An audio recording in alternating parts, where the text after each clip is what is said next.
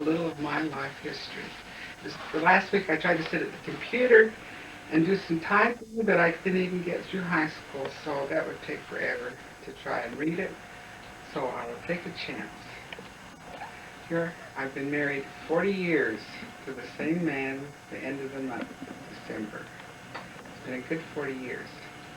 This last year I've been reading a lot of the history of the church, and it's been fascinating. I've been reading histories of the women in the church, mothers of the prophets, and different things of this kind. And the whole emphasis in reading this is in trying to get to Zion, and how the pioneers and how my own forefathers tried to get to Zion. Then I stopped and think, I grew up in Zion, as we say in quotes, in Salt Lake, and probably didn't appreciate what I had from growing up there. I was born in Lehigh, Utah, at my grandmother's home, and Dr. Rolton was the doctor at the time. It seems that I was a very skinny baby. I cried a lot. My mother said she was always glad when someone came to the door so she could give me to them to hold. And they found that her milk didn't nourish me. And my grandmother, Anderson, fixed a little mixture of bread and milk and fed it to me. And I started to eat that and started to gain weight, and I've been eating ever since. I didn't grow up in Lehigh. I had a lot of family there, my aunts and uncles and cousins, but grew up in Salt Lake. First place I recall was Atkin Avenue.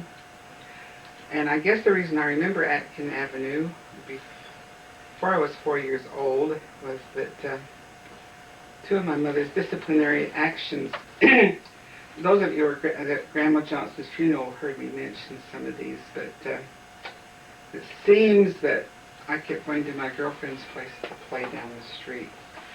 And my mother would tell me not to do it. So this one day I looked up, and here came Grandma Johnson with my clothes on her arm and said if I wanted to live there, she'd move me there. And it made quite an impression to remember to this time. And the other was that Santa Claus took my rocking chair away.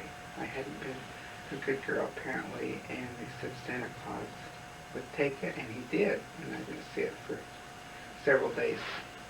So Grandma Johnson was a good disciplinarian. Before we moved there, I've been told that we lived on 21st South in that little apartment they pointed out to me.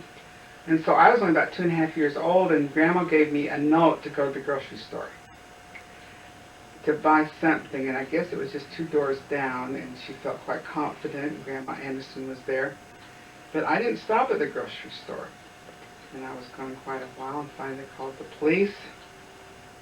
And she said it was a welcome sight when Grandpa Anderson came down the street and they could see my little head on the top of the dashboard. I had walked all the way to Sugar House and was going to purchase a little buggy.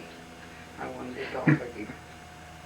But that story was told many times, and so I don't think I remember it. I just remember hearing about it. We moved to Browning Avenue by Liberty Park when I was 4.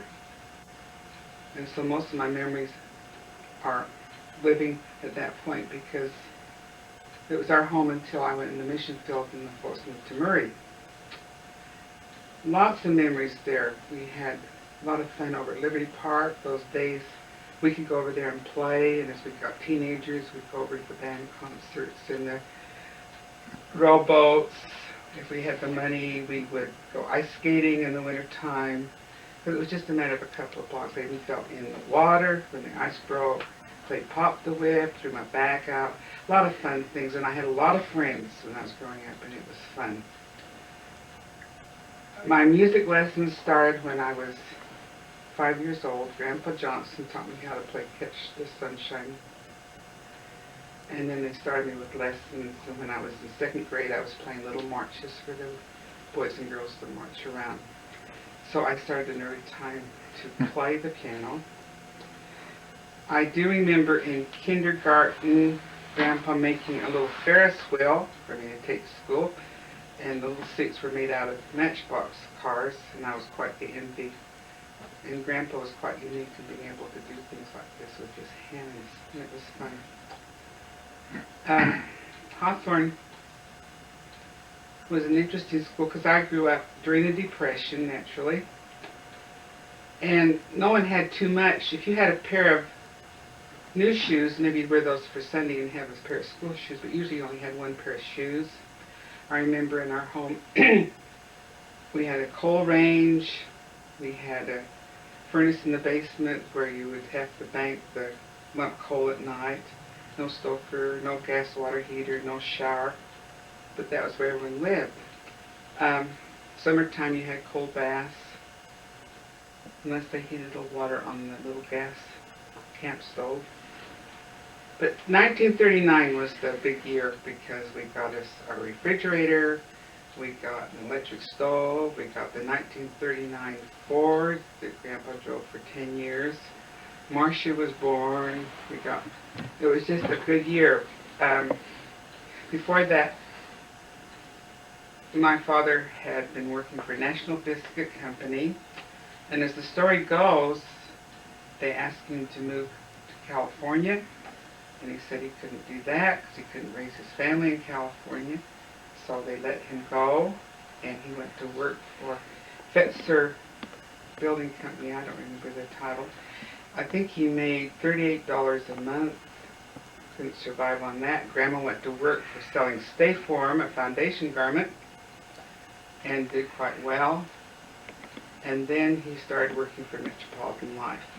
And in those days, he'd go from home to collect insurance and sell at night, and that's when Grandpa Johnson began making friends, and he was a very quiet, more or less introverted person until then, and then he started opening up.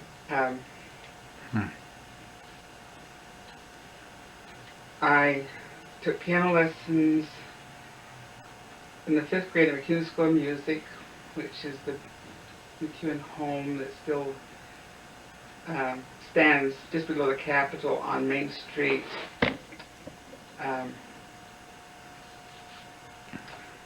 I took there during the 5th grade. I don't know if it was part of 6th. I remember taking the streetcar out by the school, and it would run up to Main Street, and then I would walk up the hill to McEwen School of Music. And it was a good experience. Then I didn't take lessons again until I was at the University of Utah. But in the meantime, when I went to junior high school, I was playing for the orchestra, and my girlfriend said they needed someone to play for the Girls' Glee Club. So I went and tried out, and she wanted me to change my program, and I did. So I played for the Girls' Glee Club there for 2 years. And when I went to South High School, I played for the choruses there. When I was in 7th grade, we called the articulating unit. We really skipped a grade. It combined 7th and 8th. But I remember again that Grandpa Johnson decided to help me with the project in our nature class. And he fixed a box with 2 handles, and it had the paper that would go through, and then you would put pictures on it to tell a story about foods or that type of thing. And my teacher, Mr. Gilbert, was so impressed with it, he made everyone in the class make one. And I have pictures of that now in my album, all of us showing the pictures, but I imagine my friends were really delighted to think that they had to all make one as well. But that was Grandpa again, and then when I was in junior high school, I had to make posters if I wanted extra credit on big poster paper. And I couldn't draw. And he helped me by squaring off the poster paper and then squaring off the picture, so you just had to do the little parts. And I made all 4 or 5 posters and got good credit on that.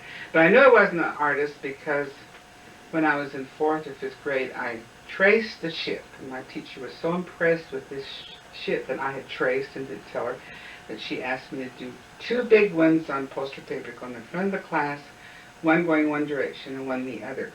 And I remember spending several hours down in the art room trying to do these posters. I don't remember them being hung, so I don't think it was really too successful a project.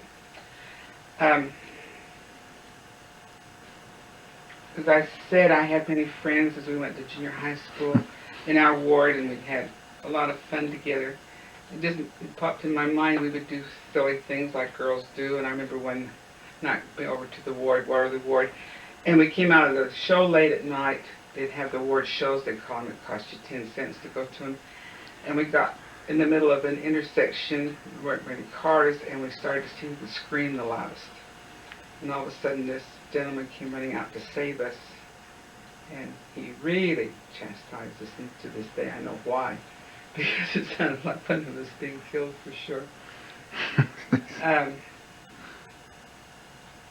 When I took typing in high school, I was quite gifted, and I was able to be the fastest in the school, which was kind of a tribute. I got A+ in type. So when it came time to get someone to take a job, they asked me to accept it, and I went to work at Fell Electric. And that would have been when I was a junior in high school, and I worked there that spring and all summer and made $40 a month, flat rate, and you work Saturdays as well. And I remember, but Mr. Felt, he was brother, but Mr. Felt dictating letters to me, and I tried to take him longhand because I didn't have shorthand until my senior year.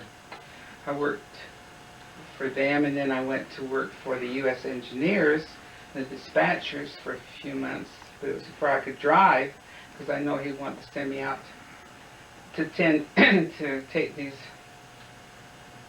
Army men, lieutenants, and like that, be their chauffeur, and that's what I was involved with the women that would do that, but I was just typed up where they went during the day.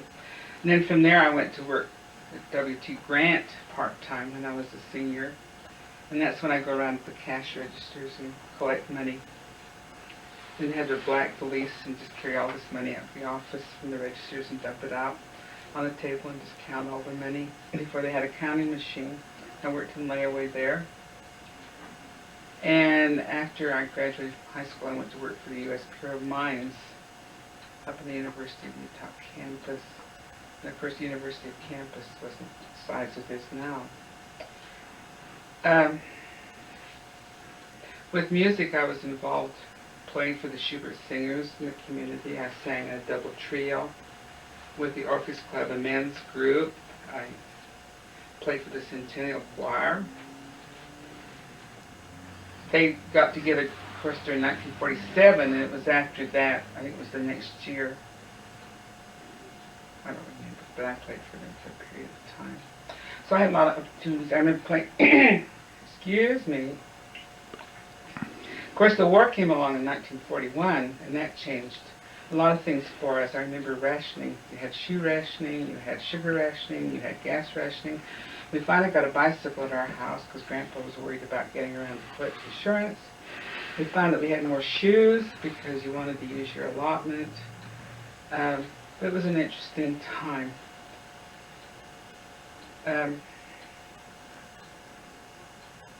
I left high school, I decided to work that year at the Bureau of Mines and then go on to college, and I worked for Mrs. McIntosh as her secretary in the library.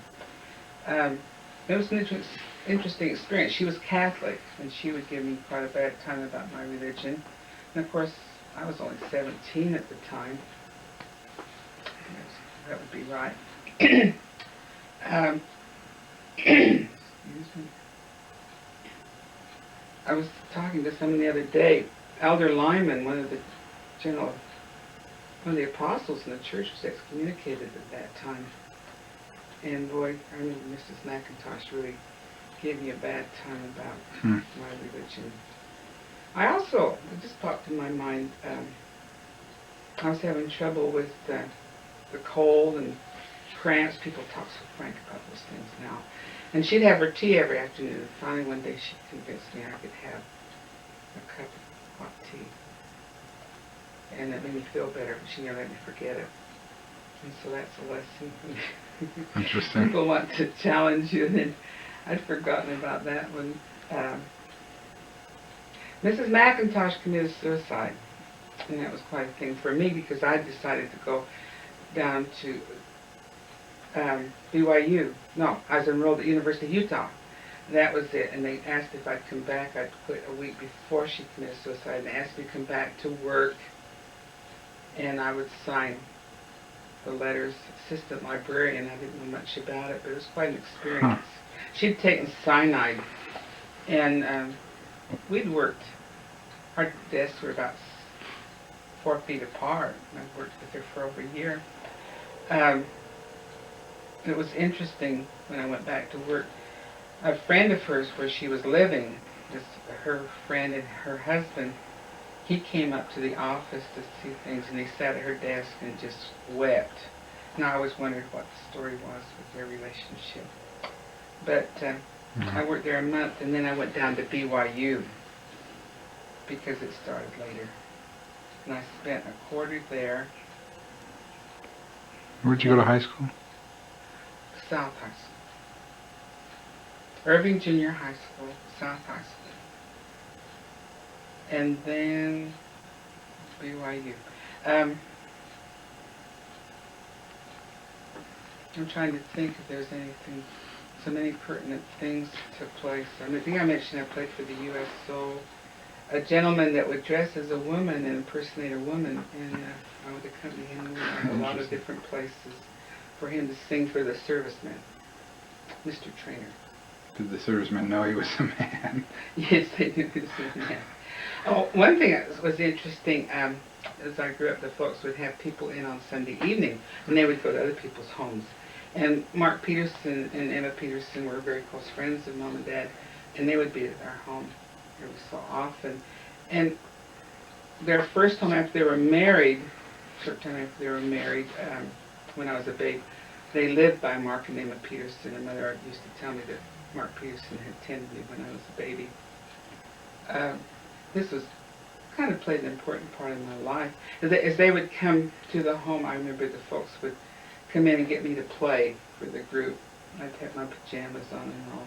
Then I'd get some of the dessert they had planned.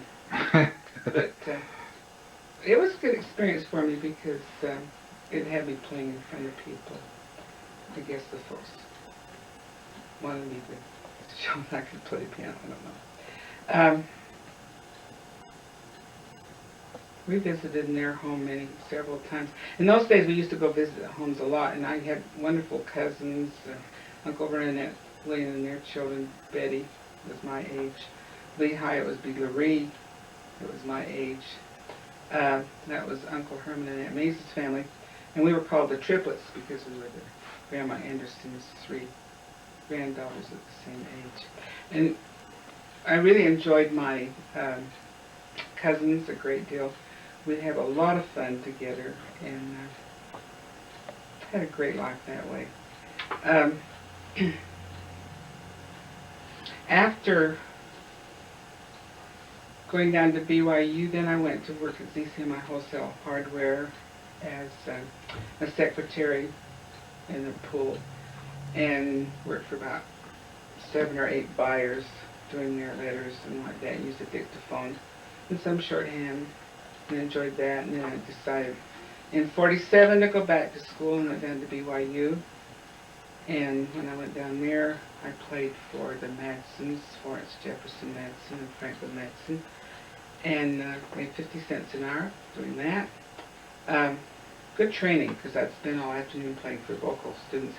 Fellows that had been in the service and were on GI Bill, and they could take lessons for nothing.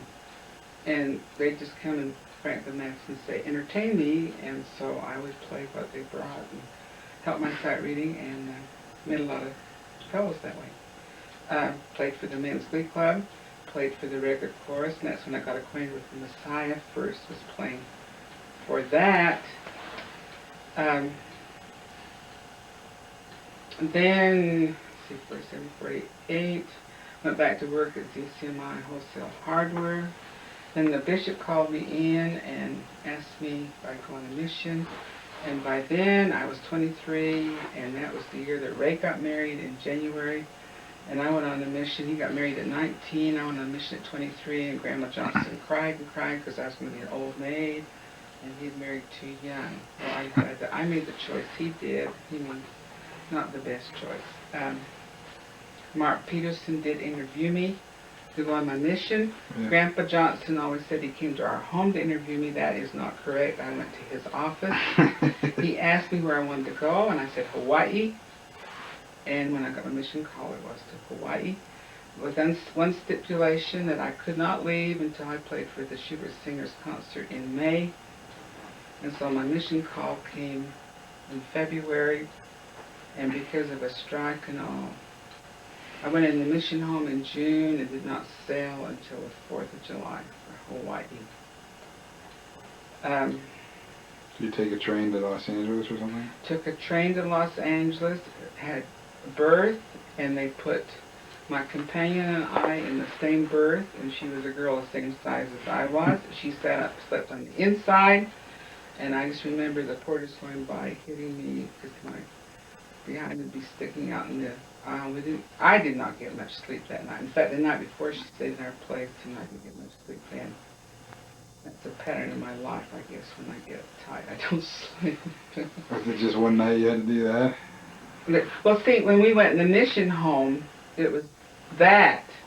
There wasn't room for we that lived in Salt Lake to stay there.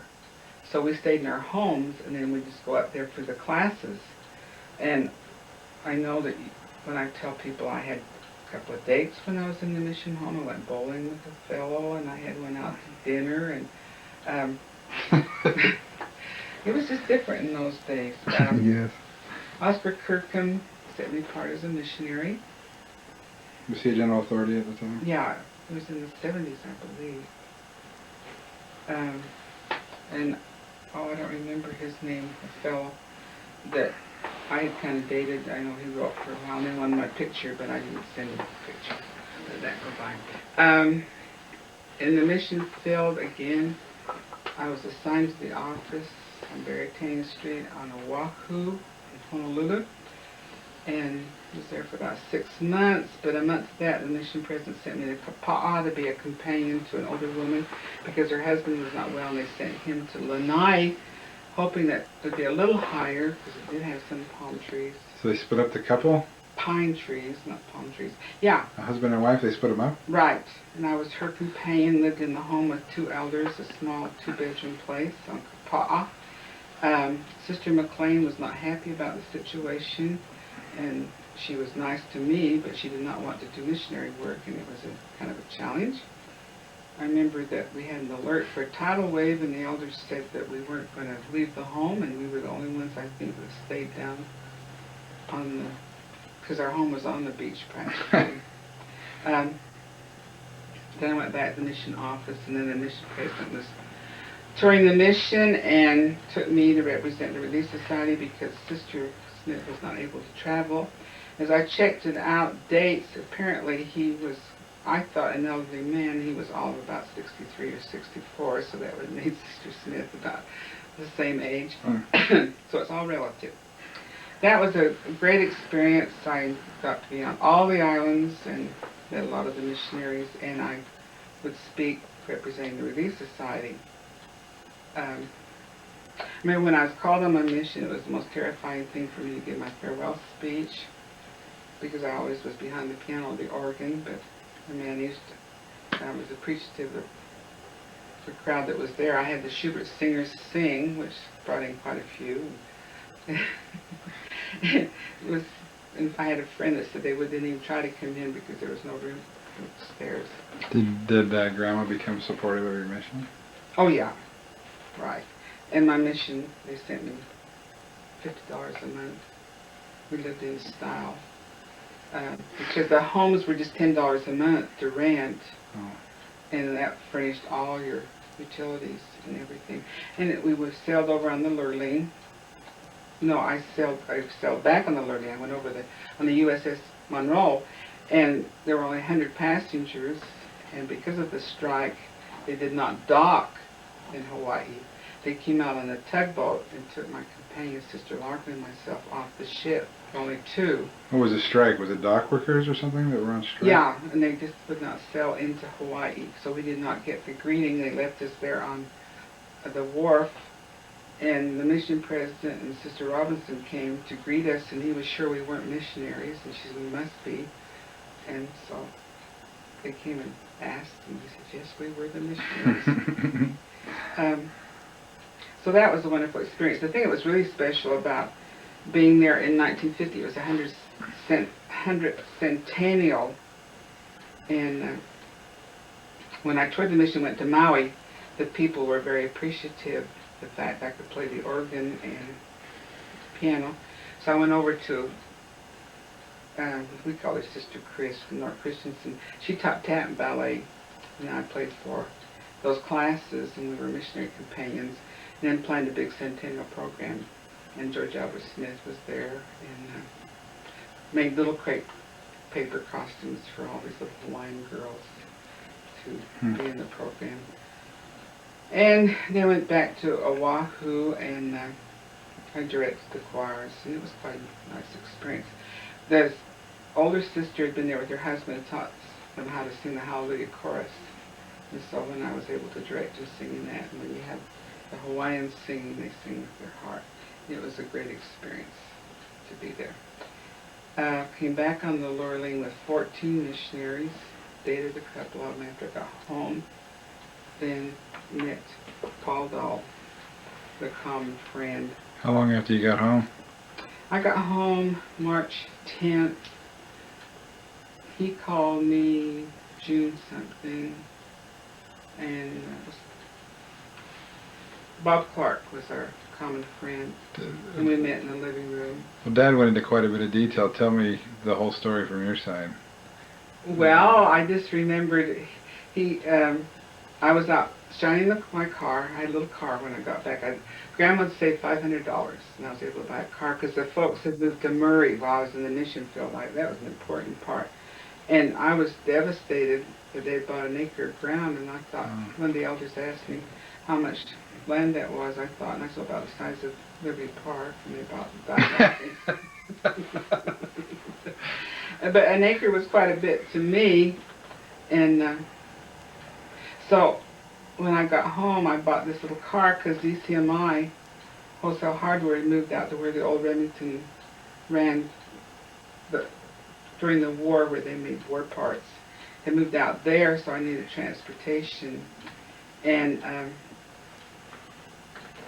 it was while we were in Murray that I got this phone call when I was washing the car if I would go on this day. Bob Clark called.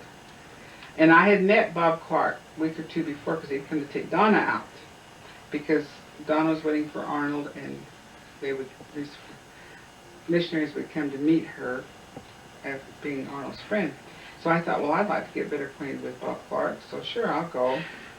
And then they came in, and Dad had on a red tie with white polka dots, and he had his mother's perfume on. And he was very fragrant. He was too short, because I always wanted to marry someone 6'4". And I thought, but still, Bob Clark, I'll get better acquainted with him. We went to Rainbow Rendezvous, and Paul Dahl and I had a great time laughing and enjoyed each other, and Bob Clark couldn't dance at all. So Dad could, yeah, we were good. We could dance and enjoyed ourselves. It was fun. Then I don't think I didn't sing for a while because there was a girl from Finland that he was with, and then he tells a story about calling, and Grandma said would be sorry I missed his call and all. But anyway, we started seeing more of each other, and he took me to the rodeo at Pleasant Grove, and his folks were there, and I remember Grandpa Dahl, that's the first time I said, well, if I don't see you before Merry Christmas, and of course this was in July, but that was Grandpa Dahl's classic joke. He'd always say Merry Christmas. So, it's been 40 years now that we've known each other. He asked me if I'd wear his pin. I said, oh, I'd have to think about that, if I could wear your pin. So, I thought about it overnight, and the next day, yeah, I'll wear your pin. In those days, that would give you your Sigma Chi? Delta Phi is what he called it. Delta Phi. Pin, that was it. That's not familiar? Yeah. Delta Phi. And then he gave me a ring about It was Ray's birthday, I think, October something. So he told me that we'd never be rich, but we'd have a good life. And we certainly haven't had a dog, that's for sure. I don't know how much we'll repeat after we met, where we've been and what we've done. Well, I want you can go into a little more about getting married and then what happened. It's your same situations are being told different. It's kind of fun. Same information, it's just being told from different perspectives. And Well, I just... getting engaged and getting married and just some idea. yeah. We decided, I remember he wanted to get married in December, and I said, okay, if you wait till March, we'll have a wedding. But if we get married in December, I don't feel I can put on my folks and afford it. And his folks, his dad had been out of work, and so that's why we didn't have a reception. We got married in December, and we've never really been sorry, so that was all right. And we had a real nice wedding breakfast at the Dahl house, it was called that, and a lot of the family there. And we got as far as Logan for our honeymoon to get back to school. And of course he was on GI Bill. First apartment cost $50. His mother gave us $50 for the first month's rent, and I paid for the next month's rent. So we didn't have much to start on. It was a furnished apartment. But then the GI Bill did pay for his tuition. Of course, when I look back, my tuition at BYU, because I was on scholarship, the tuition was $30 a month, and I just had to pay towel fee, which was $10. So, in the University of Utah, I mean, I don't think it was even $40 a quarter. So, tuitions have changed considerably. I did take piano lessons at the University of Utah when I went back.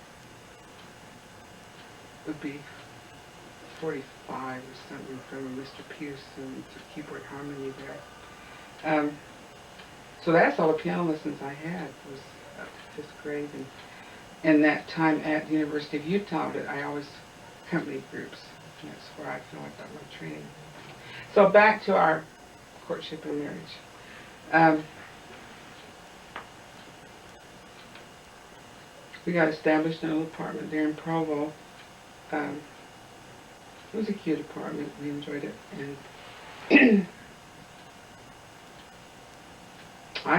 he did his student teaching, and from what he said, I thought sure he was going to flunk and he wouldn't be able to do anything. And I thought, what if I married a loser?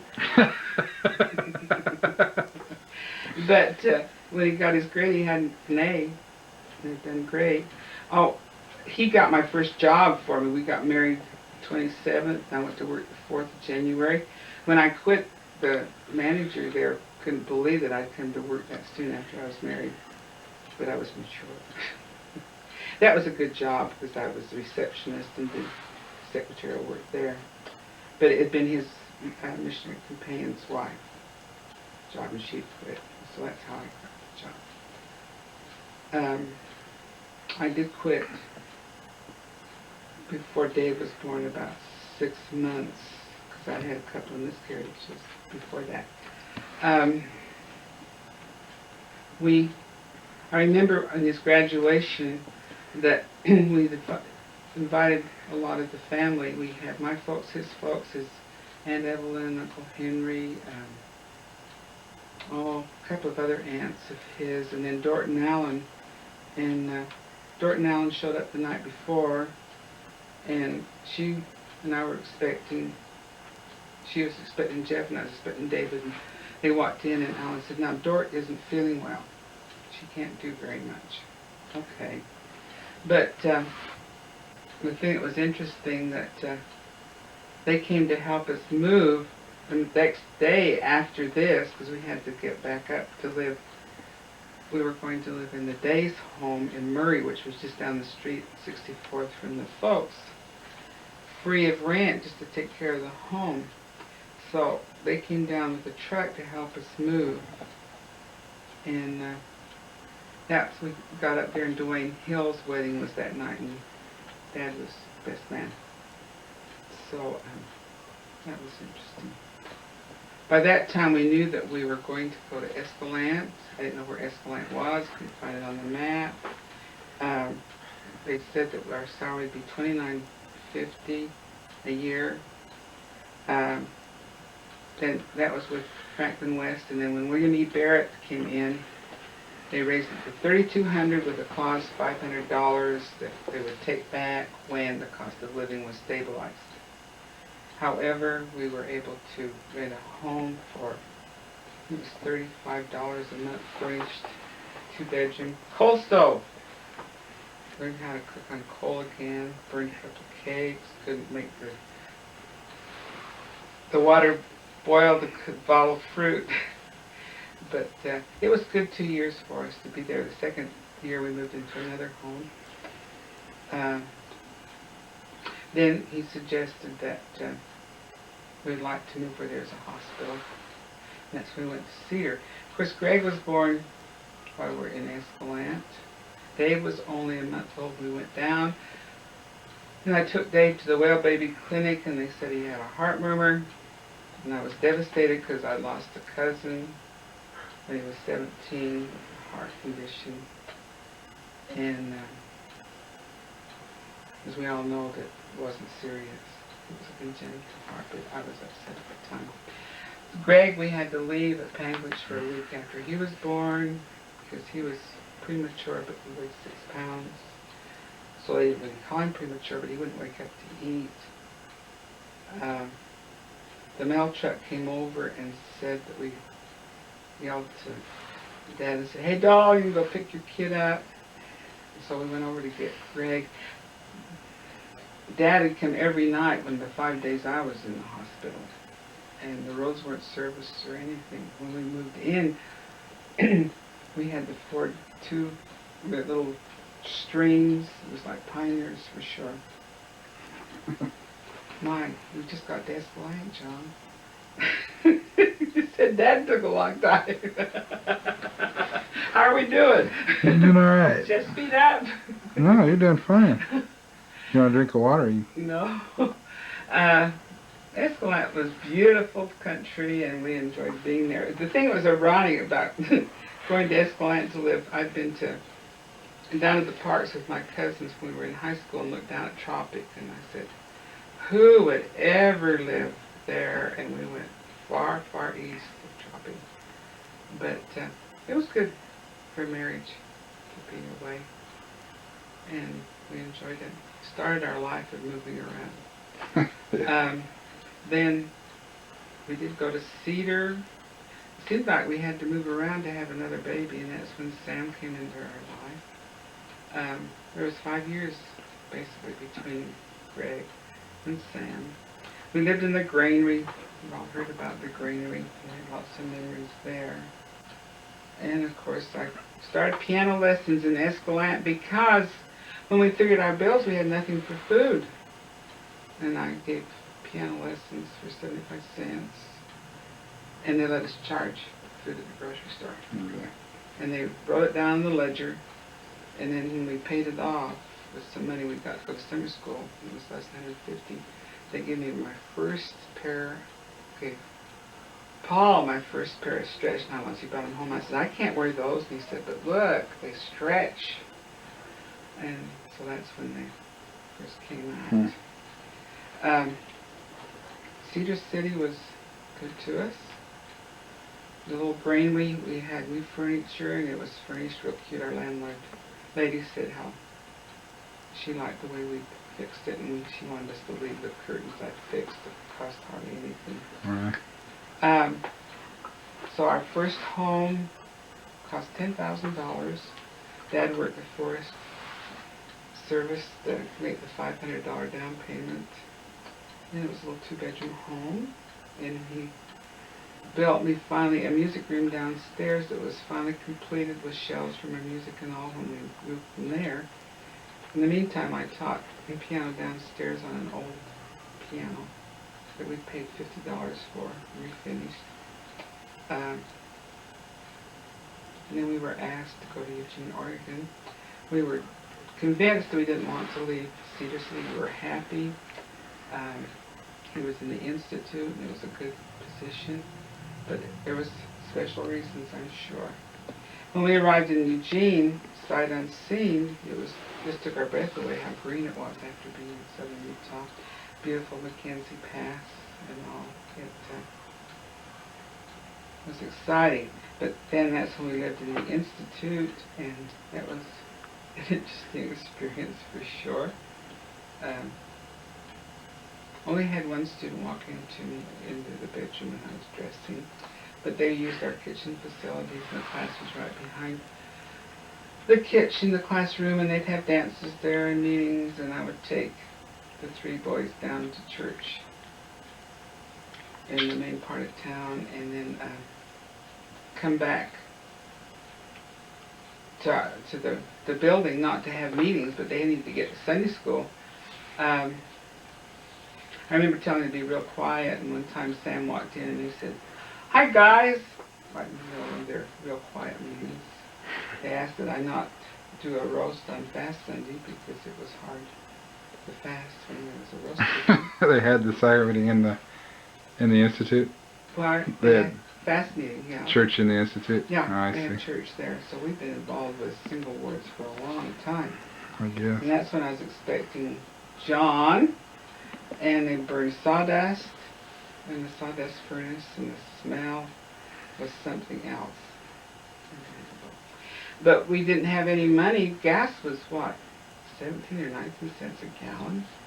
And we'd charge gas to go out to the coast and enjoy ourselves there because we were on half salary. That's when Dad was on the High Council, was doing early morning seminary, was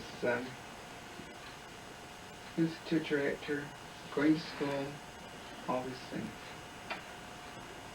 Then we decided to buy a home because they were going to put us on full salary, and we got our home at North Kansas, brand new home. But that's another long story because I had water problems, and I thought I was going to have a nervous breakdown when there was water underneath the house and you could hear the frogs croaking. And Sam wanted to go back to the Tute because he had a little brother that was interfering with his life, and he didn't have all the young people around to entertain him. But we'd only been there not 10 months when we found out we were going to Boise, Idaho. And John, I could just go on so much with those moves in between, but we don't want to have all that in there. Talk a minute about each of the kids, maybe when they were born, any memories you have, anything specific like that? Well, Dave was born in Murray, and that's when we were living at the Days. And I remember that Mother was anxious to be with us at the hospital, and Dad just informed her that she didn't need to go. And of course, those days the husband didn't go in with you. But I remember I'd been to a luncheon and stood up, my membranes ruptured, and so I went to the doctor, and I didn't know what had happened, and it took a while for the delivery, but everything. In fact, he was born in the same place that Dad was, and Grandma Dahl died, same building. Greg, of course, was in Panguitch. The hospital isn't there now. But we were 5 days in the hospital in those days, and they gave me real nice rubs, and they were real good to us. Sam, we almost walked to the hospital when he was born. I remember telling the doctor when he came in my room that night, he wanted to know what we were going to name him, and I said, Sam, and he said, well, that's a nice patriotic name. Of course, we were going to name Greg Sam until Grandma Johnson said that was a dog's name, and informed Grandma Dahl that, can you imagine naming your child Sam? He said, what's wrong with it? That's my father's name. Remember that story? Then Grandma Johnson was upset because we hadn't said it was Grandpa Creighton, Sam Creighton's name. Then John was born she was at St. Joseph's, John, in Eugene.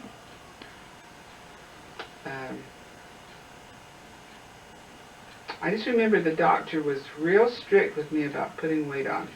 And after John was born, I was able to wear my clothes right immediately. And he was a good baby. He had to be.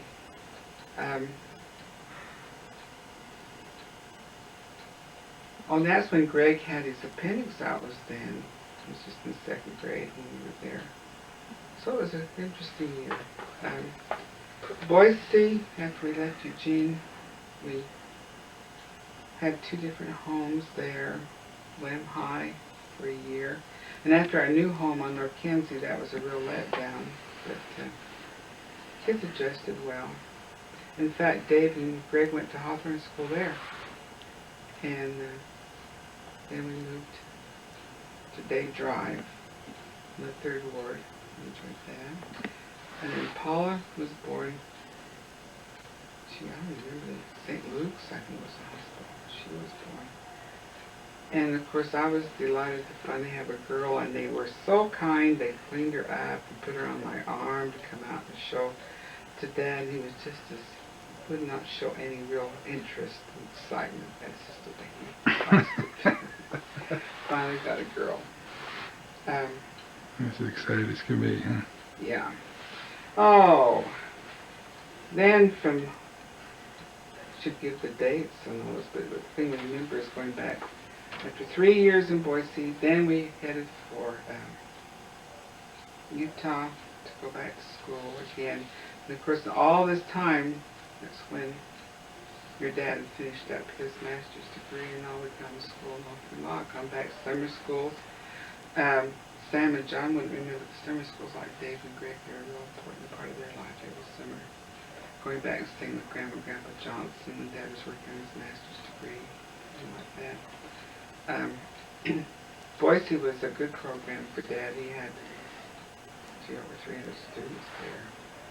And then I got involved with playing for the Messiah again in Boise, and other choruses. Back in Cedar City, I played for the Tradesmen Quartet, and I'd go around with all these men, Lions Club, and I'd be the only woman. That was an interesting experience. And another choral group in town I played for. So Paula was only a year old when we moved to Orem. Paul got his doctor's degree. We certainly didn't get rich those few years, that's for sure. In 69, we went to Tucson. And we had been assigned to Tempe. They told us we could make a selection on the Wasatch Front. And then we decided we should go to Tempe. And I'd adjusted to that, and then at 7 o'clock on Monday morning, they called to see if we'd go to Tucson. And that'd be institute director there, and I said, I'm tired of this, I won't do it. That's when Dave says, what difference does it make, Mother? You never lived either place. So I thought, well, yeah, teenager. And the kids adjusted well. He was going to be a junior in high school, and he was handling it, so. And then Grandma Johnson said she was going to call William E. Barrett herself, and she says, that's a hell of a place to take the children to raise down by the Mexican border. And when she said that, then I decided, hey, I can do it. It's going to be good. We're going to be all right. So she caused you to... Mm-hmm. It was good. It made me determined that we would make the best of it, and it was the greatest thing that came in our family, because to think of Dad being state president and having all those general authorities in our home, I think all of you will remember now that we had. It was a wonderful experience. For 15 years we lived there. It's almost as long as I lived in my home there on Browning Avenue, and that kind of puts it in proportion. And appreciated our teenagers there, because as we look back, you forget, but you don't remember any real big challenges. I could come up with some stories, but I won't do it. When the call came to go to Harvard, and that's the way they put it, it was almost biggest shock is when Boyd Packer asked us to go to Eugene, Oregon. And I had not wanted to go east to live, I didn't think, because we'd been there in '76 as tour guides for the centennial year, and that had been quite an experience. When Paul said that we would not be rich, but life would not be dull, he certainly did that. Because we had all those camping trips. We went to Canada camping. And you were only 2 when we went up there, John. But that was Dave, and Greg still remembers that, especially Dave. All those camping trips. It rained every night except 1 or 2. I look back when we were in Tucson. '73, we went to the Middle East for 2 months. '74, we went to Hawaii. '75, you said that was Philmont, wasn't it? Philmont. Is that when Dave got married? Mm-hmm. '76 was the centennial year when we were tour guides back east. We were gone 3 weeks. It was just full. We did a lot of traveling back and forth for conference and like that, and I was on Relief Society state boards, and I enjoyed that. And then I was state music chairman for a while. I remember when Dad was state president, I would avoid, when we had a general authority, being involved with music, but otherwise I'd direct the choirs or play the organ for state conference. It's been interesting over the years. Every state we've lived in, I've had an opportunity to play for state conference once or twice at least, if I had a state organist. So when we went back east, it was really a surprise, and some people felt bad for us. So that would be a great experience. And so as I started talking about in the beginning, growing up in Salt Lake, we go back east where my ancestors were from, so many of them in Massachusetts. It kind of went full circle. That I went back to where my ancestors had originated, a lot of them. And so that was an interesting thing. And Dad and I speak often. We would have been very amiss. We wouldn't have known what we wouldn't have missed, but we really are pleased we were back there. We enjoyed our Thanksgivings back there a lot because we went to Cape Cod, Nantucket, and Martha's Vineyard. We got to Nova Scotia. We went to Jamaica. We went to Barbados. We went to Switzerland. We went to Australia. Oh, '84 we went to Scandinavia. '83. Austria. Yeah, Austria. We still got to go to Australia. Austria. It was '83 that we went to Scandinavia with Richard and Joanne. And so '84 we moved back east to Boston. And while we're there we made these other trips because you get good package deals out of there. And we really traveled around the area down to Florida Keys, Disney World, Epcot Center. Yeah, we did a lot of traveling. Then ended up with the transfer to San Diego. The idea being that Dad was going to retire at 62, so he'd come west, and then he said if they would send us west, then he would stay on to 65. And so that's what happened. We wanted to go back to Arizona because we would have been out of debt there, but San Diego was so good to us. And we've enjoyed being here, and we feel that people have accepted us. And I've certainly received a calling in the church I never anticipated or expected, but the sisters have been very gracious, and it's been good for me. Now, we want us to bear a testimony along with that. I guess, having grown up in the church and more or less accepting, taking for granted some of the things in my family, first time I really sensed the power of the Holy Ghost was when I went on my mission and would have to speak to people and felt I couldn't, but I was blessed that I could express myself somewhat. And then when the children came along and health problems, I always think women get upset because they don't hold the priesthood, and I just say we hold the priesthood with our husbands. And I always think of the time when we were in North Kenzie and Greg woke up with a bad earache. And he couldn't sleep, and Paul was gone. And I said, Greg, let's kneel down by the side of the bed and have a word of prayer. And we knelt down together and prayed, and he slept till morning. When I got him to the doctor, he says, where's this child been? He says, this is a terrible ear. And as a mother, you just feel terrible, but I know the power of prayer. I look back, when I was growing up,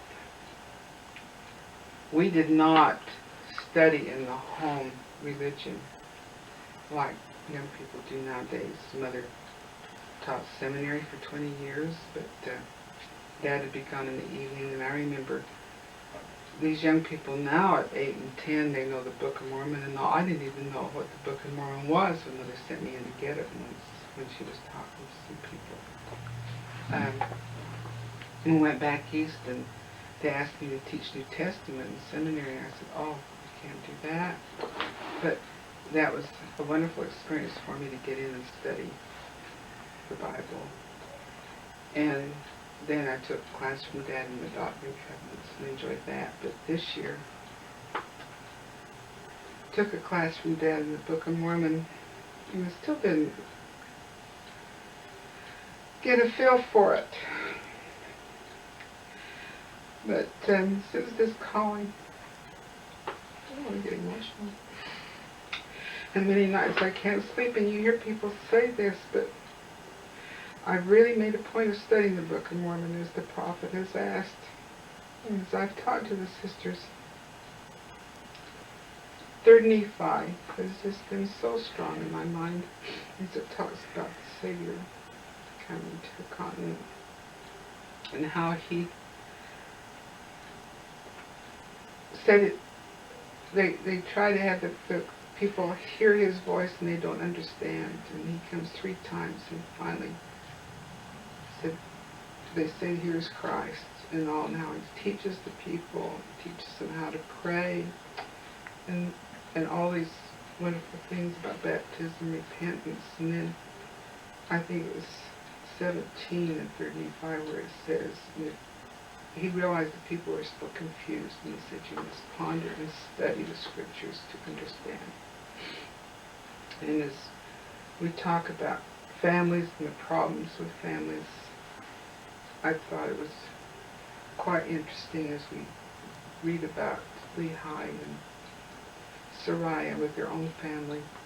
Sariah was upset with Lehi because he sent his sons off to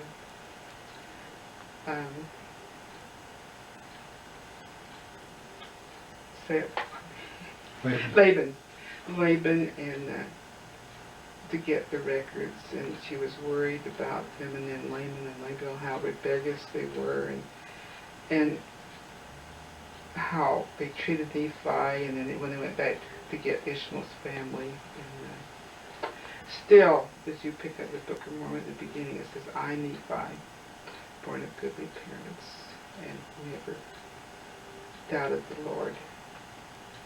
And I think so often people get discouraged, but through faith, and the Lord does bless us. I do have a strong testimony.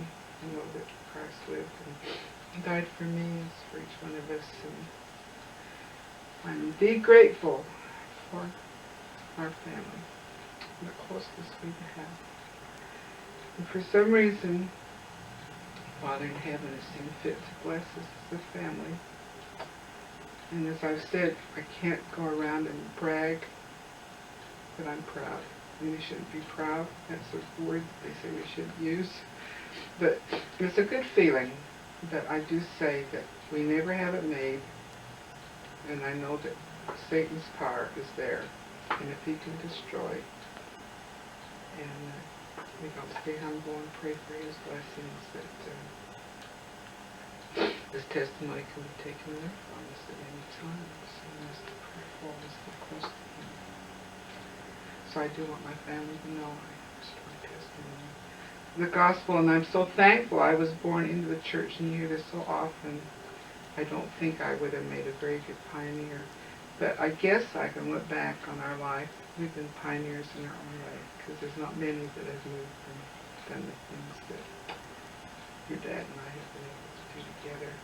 And we appreciate our children adjusting. But the thing we strive for is you make a decision, you stick to it, you don't look back and say, we shouldn't have done that. It can make you a decision where you're going to live or what you're going to do is work. But look forward and push ahead. So I guess right now that's my prayer is, Dad and I look forward to the future as he retires, that we'll be able to adjust and Heavenly Father be there to guide and direct us. So, say this in the name of Jesus Christ. Amen. Yeah. Anything you want to ask me?